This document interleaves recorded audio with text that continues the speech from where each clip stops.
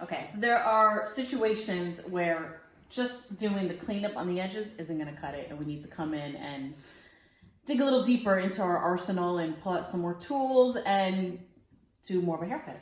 Cape or towel, protect the hair and the clothes from getting hair all over them. When buzz cutting hair, don't use a water bottle to wet it down, leave the hair dry. You'll see what you're cutting as you cut it, as long as the hair is dry. This is a clean blade. I'm gonna put a 4 guard on it. This is a pretty long guard, and his hair already is shorter than this. I just wanna show you that you always wanna start with as long as possible and then work your way down in the numbers versus going too short right off the bat. So I'm gonna start the back of the head. Chin down, please, Gabriel. You always wanna have the buzzer follow the hair, just using a light pressure against the scalp.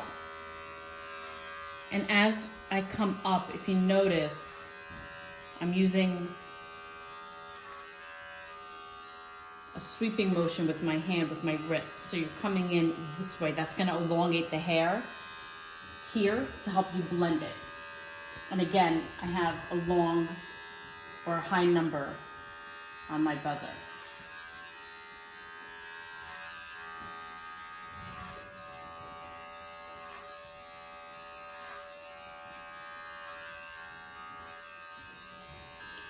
Here's a tricky part.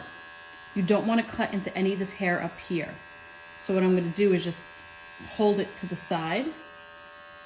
And I'm not here because I'm going to get the ear. So I'm coming in at an angle. And I'm doing the same kind of sweeping motion. Holding the ear to the side. And again, sweeping motion.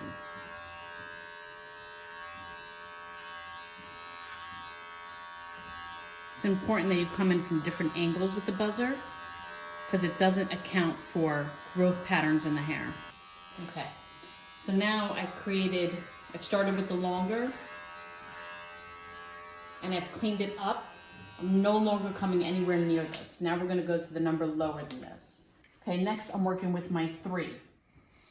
So if with the 4, I came here, now with the 3, I'm gonna work 1/2 inch below that.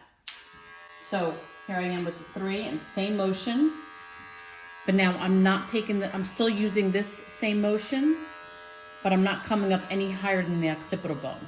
So if I was here with the 4, I'm here with the 3. Around the ears is a little trickier. I'm simply very lightly just going around the bottom portion.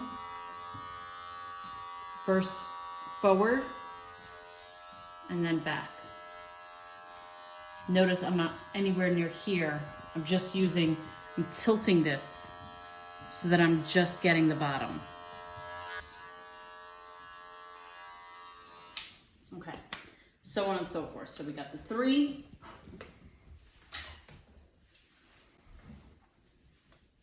Now we're gonna work with the 2. So if on the 3, I came to the occipital bone, on the 2, I'm gonna be below that. Chin down, so now we're really just literally getting the edges. Notice how small my movements are.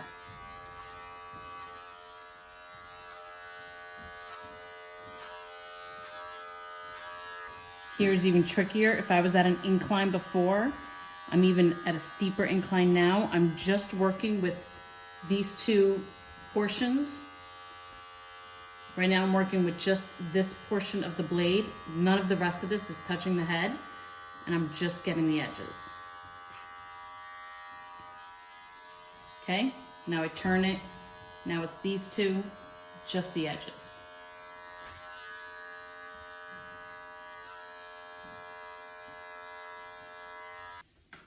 Okay, last but not least, now we're working with the 1.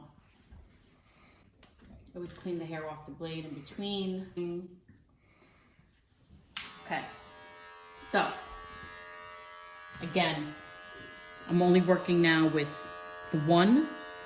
So when I was at the 2 blade, I was working with 2 corners. Now I'm working with 1 corner and 1 corner. So again, just the edges. All I'm doing is the edges.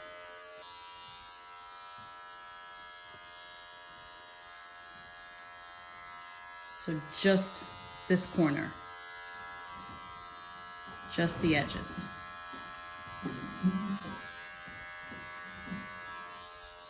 Here's tricky because you can come on the edges, but a lot of times because of the cowlicks, it ends up getting a little weird.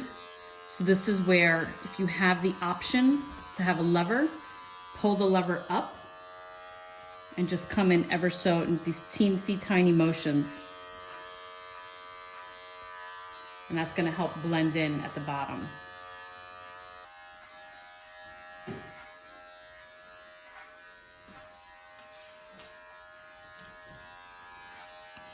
A few little things I want to talk about also.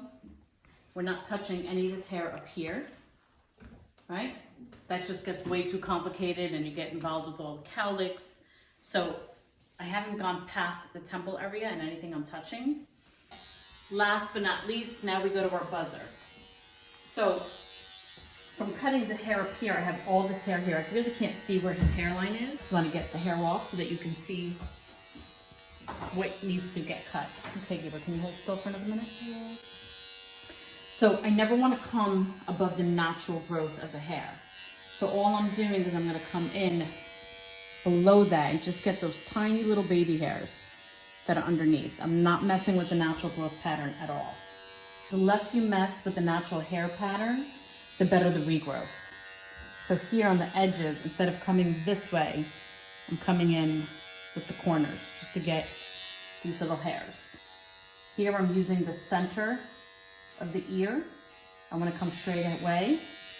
So it's just a teensy little bit that's going to get cleaned up.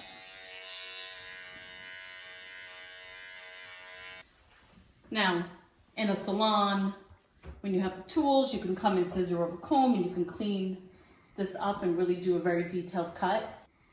But for the purposes of a home kitchen haircut, this is just fine.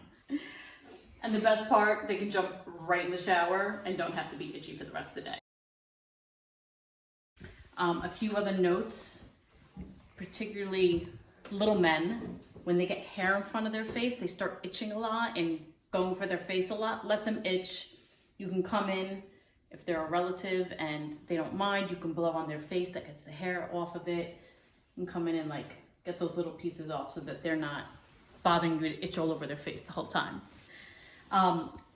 No socks. Just makes it that much easier to clean up afterwards, and so that you don't have hair all over your socks or your shoes and all over your home. A bar stool, and this one happens to be able to move up and down according to the height you need, but if not, any bar stool, any swivel chair, a folding chair, anything that's not going to get hair all over it is ideal.